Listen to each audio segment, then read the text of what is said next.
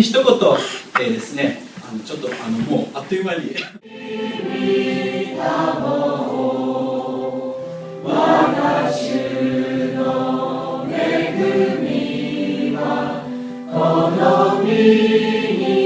Morning, Keystone Church. The footage that you just saw was from the Japan Free Will Baptist Associational meeting, where 10 churches, the 10 churches here in Japan that we have that are Free Will Baptist, sent representatives to come together for a time of worship and fellowship and encouragement.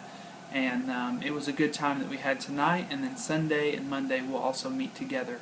And Japan has 122 million people that live here, and somewhere around 1% of them know Jesus Christ as their personal Savior. For the last 14 years, over 30,000 people have committed suicide every year for the last 14 years here in Japan. That's the equivalent of half of Heinz Field there in Pittsburgh. If you filled it halfway full, that would give you just kind of a visual picture of what the amount of people that commit suicide in Japan every year. And so it's just a large amount of people, and there's a great need here for Jesus Christ. There's a great need for Him to be known among all nations, and especially here in Japan. And so we ask that you would pray for the people of Japan, for their emotional needs, and for that Christ's name would be known here in Japan. Hey everybody, we just want to thank you for your prayers and for just wanting to hear from us. That's encouraging. So just to give you a little update, we're still in language school, and you'll hear that from us probably every time, but we definitely need prayers regarding that.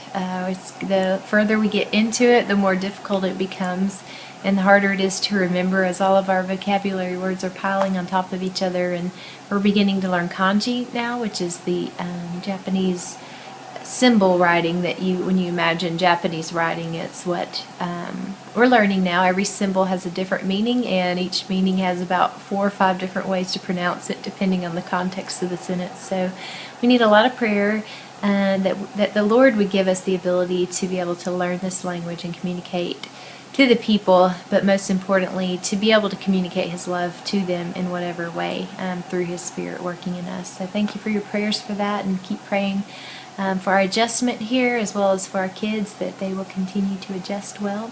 And we thank you guys for praying for us, and we hope you guys are all doing well.